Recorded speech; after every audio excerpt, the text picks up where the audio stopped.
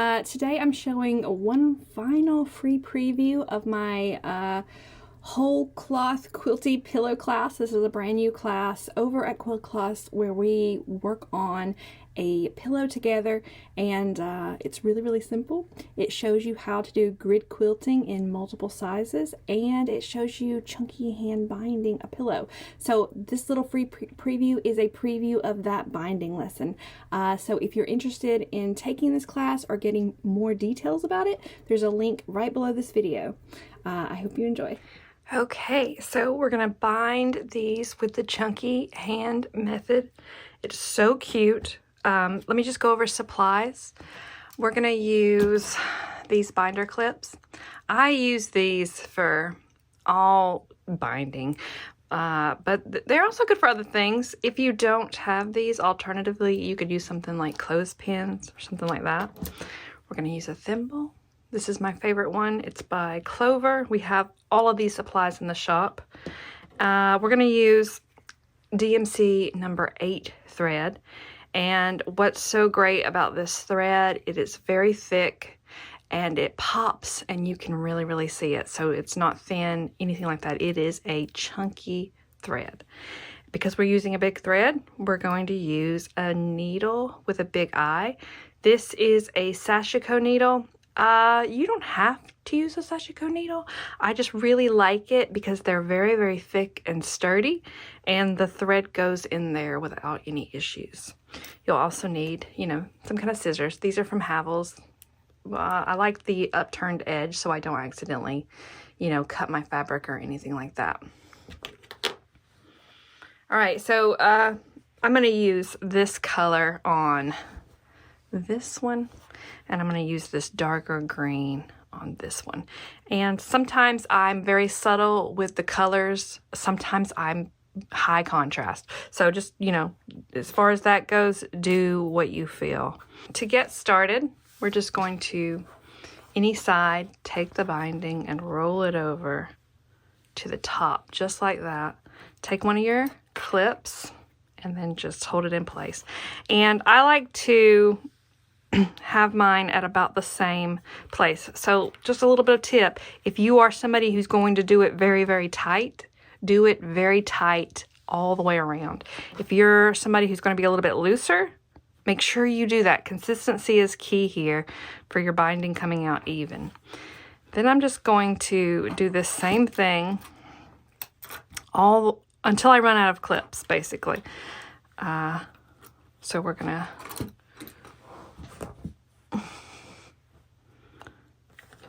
keep going. And I like to do this as I'm like relaxing. I wouldn't normally stand here at my cutting mat and bind a pillow. I would normally wait till evening time when I'm sitting. I like to sit in the evenings. So that's when I would do it as I, watch television or spend time with somebody, something like that. All right, at this corner, this first side you're gonna fold down, and the other side you're gonna fold it over just like that. Sometimes it takes a few tries, but ideally these two pieces meet up really nicely. And sometimes you have to play with it to get it to do it. When you get it, you're gonna put that binding clip right there on the corner. And I'm going to continue on getting all of these binding clips on until I run out. When I run out, I just start binding, and then I, put more on as I get them. So I'll show you that in a minute. But let me get this finished up, and then we'll move on to getting our stitching done. All right, so I'm gonna cut some thread. There's no rule about how long your piece of thread is. I usually probably do it the length of my arm, thereabouts. And then I'm just going to, at the bottom of the thread, I'm just going to tie a basic, everybody can do it, kind of knot. Nothing fancy here. It's going to look just like that. I'm not pulling it crazy tight. I'm just kind of pulling it together. And then I'm going to take the other side And I'm going to slip it right into my needle, just like that. So there is what that looks like. Grab my thimble. All right, and I've got this clip here, but I actually want to come in right here. Consistency, again, is key when you're binding. You want to kind of do things the exact same way every single time.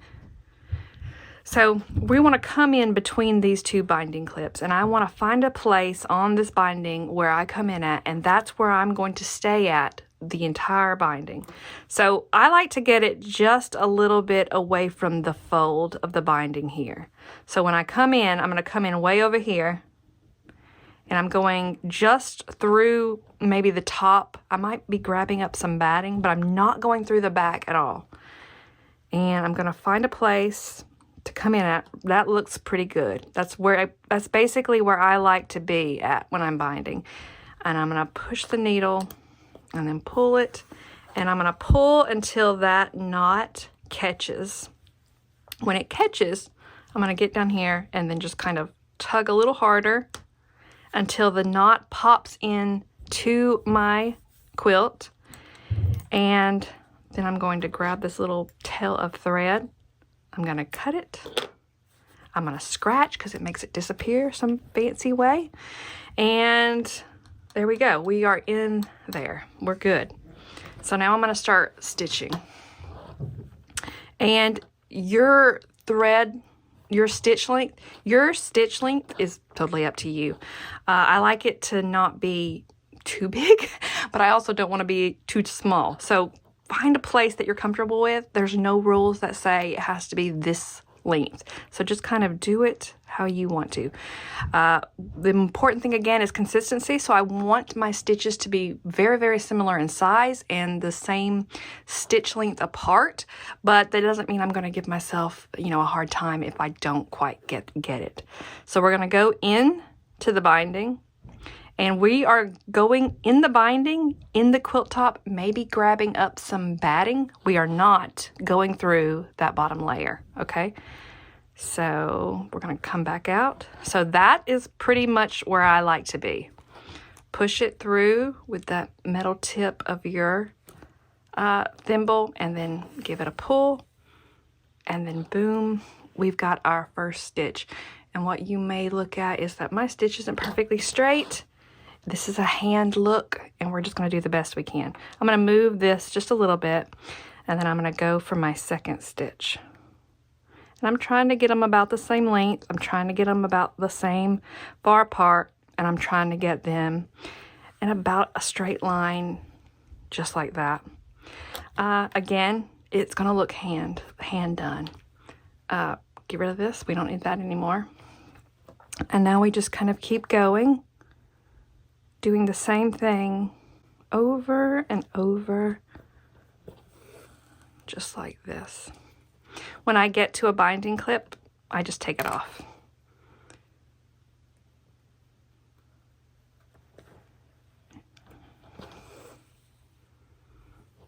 And this is just your basic running stitch.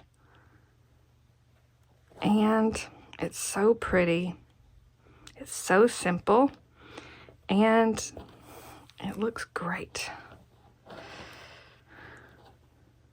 Now, I know a lot of quilters who will take multiple stitches at a time. If that's you, do it. It is not me, though. I like this one stitch at a time type of way of doing it. I just find it more trouble than it's worth to take multiple stitches. But let me show you what that looks like in case you're interested in trying it. Multiple stitches would look like going in, coming out, going in, coming out, and then going in,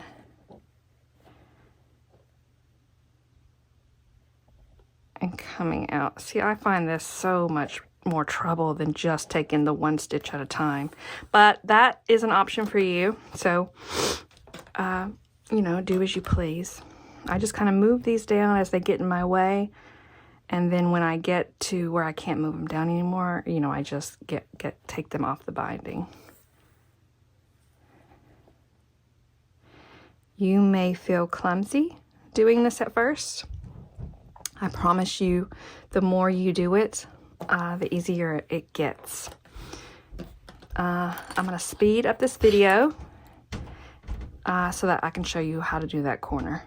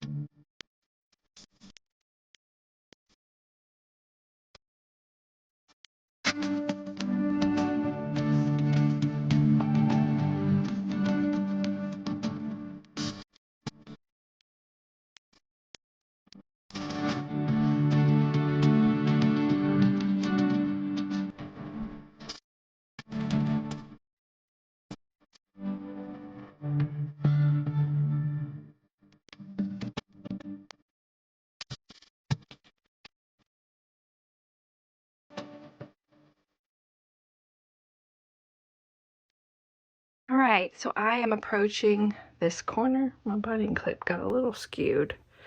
All right, so there, that's where I'm at.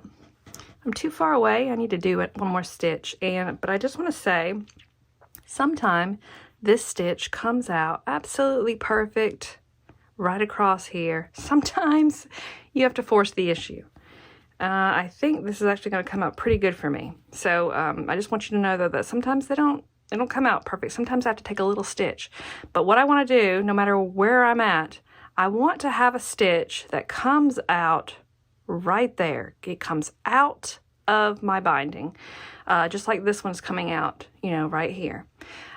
Sometimes I get way too close here and it just doesn't come out perfect. But perfection is not what you want. What you want is decent, right?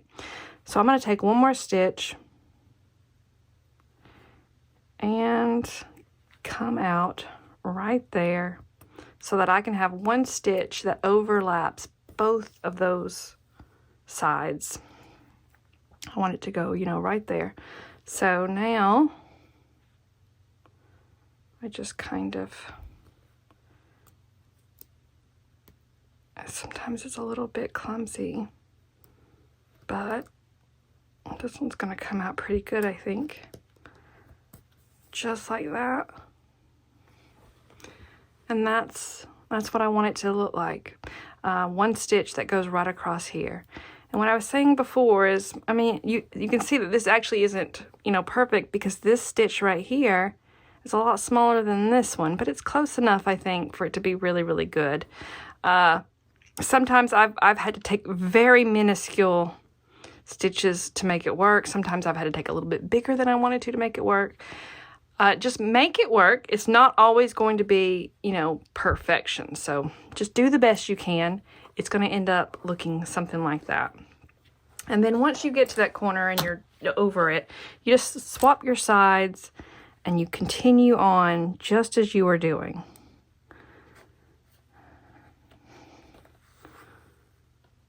So just like that, and there's you a secure corner. I am going to keep going, and I'm going to wait until I run out of thread to show you more. I want you to see, you know, how to tie off and how to tie back on. So let me keep going until I run out of thread, and then I'll pop back on here.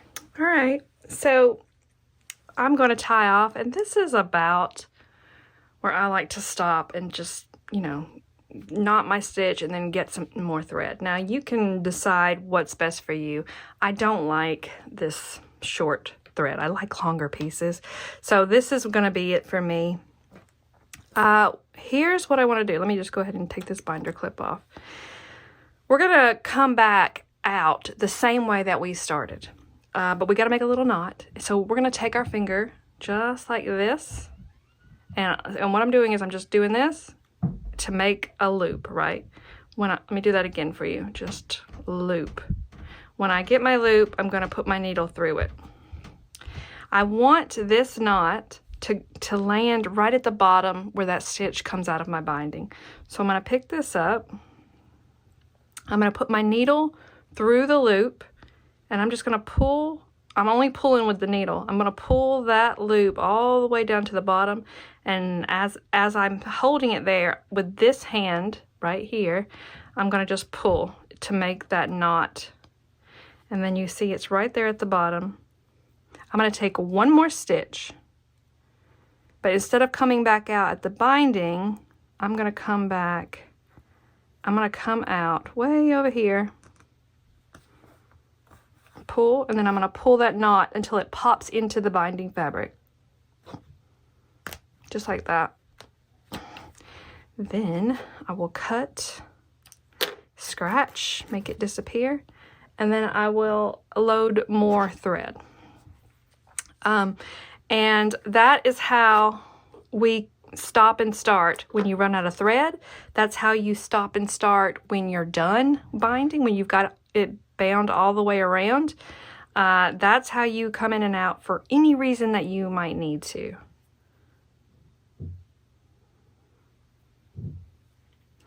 All right, I've got my needle loaded back on, and I'm going to come back in the exact same way that we started.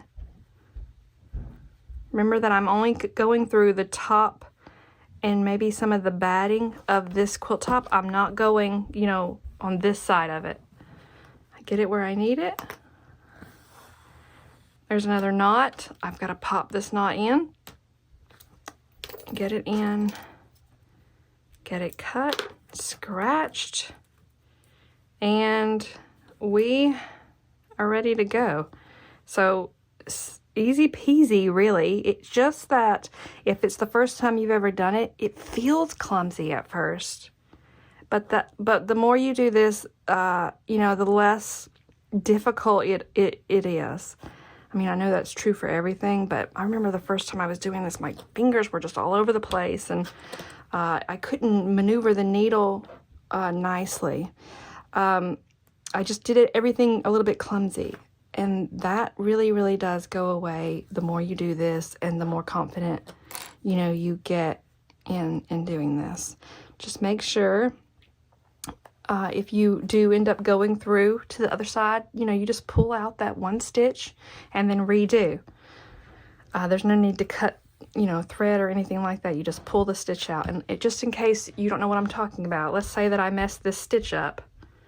I'm just going to take my thread off of my needle, take my needle, grab the stitch that I messed up on, and pull it right back out. So you are able to completely correct any mistakes you make as you go. Probably a good idea just to kind of watch, and especially if you're new to this way of binding, just make sure that you're not going, you know, through all the way through here, and that might take, you know, a little bit to figure out, to get a good flow of your stitching, of where you put your needle, things like that. So give yourself time and space to learn. I'm going to finish this one and this other one too in my own time, and I'm going to show it to you when I've got it done.